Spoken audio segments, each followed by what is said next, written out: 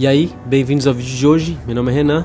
Pra quem não sabe, eu sou diretor e editor de videoclipe, moro em Nova York faz quase 3 anos e hoje vamos falar mais uma vez sobre imigrantes enquanto eu ando aqui um pouco pela cidade, mas hoje vamos aí tentar uma abordagem diferente sobre esse assunto. Mas uma pergunta eu já deixo pra vocês, afinal de contas, pra vocês, o imigrante é o principal problema dos Estados Unidos atualmente ou não? Eu nem vou enrolar muito. Já de começo eu vou falar minha opinião. Para mim a imigração legal ou ilegal nos Estados Unidos não é nem de longe o principal problema do país. As pessoas que moram aqui sabem disso. E nesse vídeo eu vou explicar por quê. Então fica aí até o final para vocês verem se concordam comigo ou não, beleza?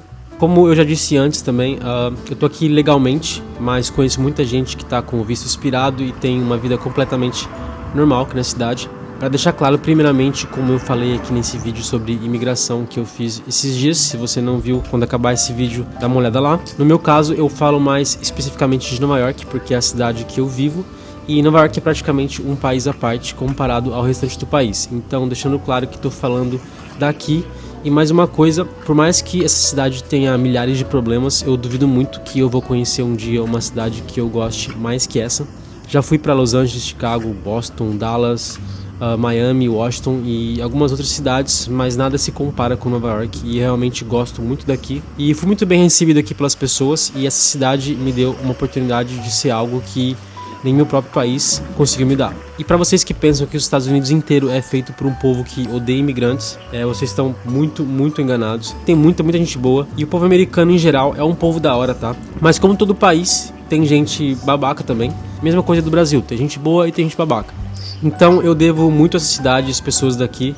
Só deixando claro para vocês que eu não sou o hater da cidade, eu gosto de expor os problemas para as pessoas ficarem cientes e não achar que há um sonho na Terra. Só isso mesmo, passando uma visão o mais realista possível, beleza? Eu vou começar falando um dado bem importante aqui para vocês. Atualmente, mais de 50% das empresas fundadas nos Estados Unidos são empresas fundadas por latinos. Pô, mas como assim então as pessoas estão tentando expulsar os latinos daqui, né?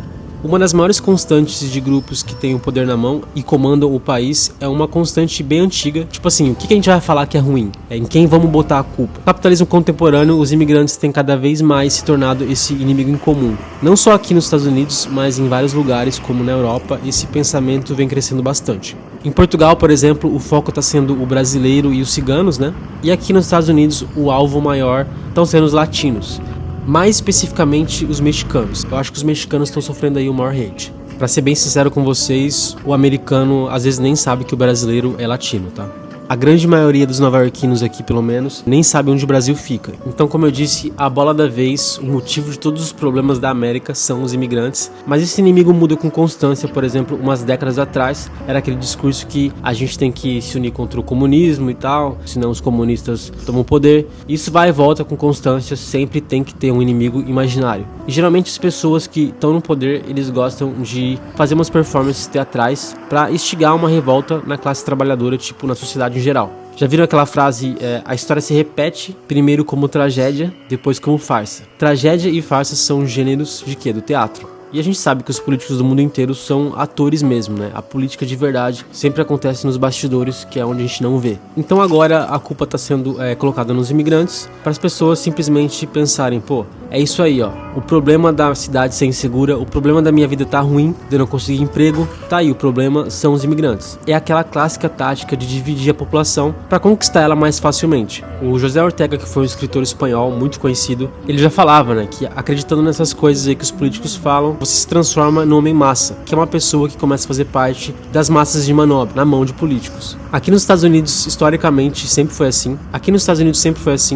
Em Nova York, no começo da colonização, as pessoas se dividiam entre não irlandeses e irlandeses. Depois, mais os Estados Unidos em geral, começou o ódio contra os asiáticos, expulsando muitos chineses. Inclusive, eu tenho um vídeo aqui no canal falando sobre isso. Depois, dividindo a população entre brancos e negros, nos Estados Unidos tinha literalmente bebedouro para negro e bebedouro para branco. E mais recentemente, na época do Covid, os governantes da época deram declarações polêmicas contra a comunidade asiática em geral. E simplesmente pessoas asiáticas começaram a serem agredidas aqui em Nova York, aleatoriamente, no meio da rua, tomando soco na cara, chute, inclusive pessoas idosas sendo agredidas. Esse é o tamanho do impacto que um político pode trazer, né, com uma simples fala na televisão. E é basicamente o que eu falei, a população sendo massa de manobra, né? Então acho que vocês entenderam mais ou menos como funciona. Aí a revolta da população é contida e a galera, por exemplo, esquece que o salário mínimo aqui nos Estados Unidos não tem reajuste há 15 anos. Mas aí você pergunta, pô, então como que essa tática aí de inventar um inimigo e pôr a culpa nele ainda dá certo, né? Sendo que é usada faz centenas de anos. A resposta é bem simples, acho que a maioria da população do planeta é fácil de ser manipulada, porque primeiro não tem informação e isso é um dado empírico. A ignorância é uma característica da maior parte da população mundial. A gente vive em um mundo de 8 bilhões de pessoas em que a grande maioria é muito pouco instruída. E como as pessoas não conhecem a história, elas não fazem essa reflexão, tipo, pô, é isso, aconteceu antes, tentando mentir pra gente de novo, né? As pessoas não conseguem refletir isso, porque elas não têm esse histórico básico aí. Então fica mais fácil das pessoas serem enganadas. Aqui em Nova York eu confesso que tem uma enorme quantidade de morador de rua. Você vê com muita constância, independente de onde você estiver na cidade, centro, periferia. E eu vou te falar que a imensa maioria de pessoas morando na rua são afro-americanos ou até mesmo um americano branco. Então, tipo assim, será que realmente o problema do país são os imigrantes, né? Quando o seu país gasta mais de $1 trilhão, $1 trilhão em guerras ao redor do mundo, sendo que tem americano dormindo na rua sem cuidado nenhum. Outra coisa, o crime mais famoso aqui em Nova York no ano passado foi cometido no centro de Nova York, acho que foi no período da manhã, com tiros a queima-roupa por essa pessoa aqui, ó, um jovem americano branco de família multimilionária. Ele simplesmente matou o CEO da maior seguradora de saúde do país, plena luz do dia, sem remorso nenhum, em volta de um monte de gente. Também tem um vídeo falando sobre ele aqui, ó. Depois, quando acabar o vídeo aqui, pode clicar pra ver. Outro dado para vocês terem uma ideia, a comunidade latina aqui nos Estados Unidos gerou $3,6 trilhões em 2024 em bens e serviços, e se fosse um país, ela teria o PIB maior que o Brasil, que a França e que o Reino Unido, por exemplo. Outro dado é que os latinos representam 20% da população norte-americana, ou seja, aqueles Estados Unidos que a gente tinha na cabeça tá mudando cada dia mais. Outra coisa, 15% da última eleição foram eleitores latinos. Vocês têm noção o poder que isso gera numa eleição, né? Além de que a população latina é uma das mais jovens do país, com média de 30 anos. É um perfil que tem um impacto político gigantesco nos Estados Unidos. Então, o que estão tentando fazer, talvez, é jogar a classe trabalhadora americana contra essa classe trabalhadora latina. Isso aí é o teatro que eu falei. É uma performance pra dar aquela impressão que algo está sendo feito. Mas, na verdade, os números de deportações se assemelham muito aos números de outros governos. Mas é aquela máxima que eu comentei antes, a culpa tem que cair no colo de alguém. Para encerrar o vídeo, eu vou listar aqui para vocês alguns latinos que fazem parte da história dos Estados Unidos. E vocês pensem aí, será que essas pessoas que eu vou citar não fizessem parte da comunidade americana, iria fazer falta para os Estados Unidos ou não? O Neil Young ficou ilegal por anos e anos, ele é canadense e hoje todo mundo conhece o Neil Young, é um músico lendário. E um dia foi um imigrante ilegal. A atriz Charlize Theron, ela é da África do Sul, o visto dela na época expirou e ela foi deportada.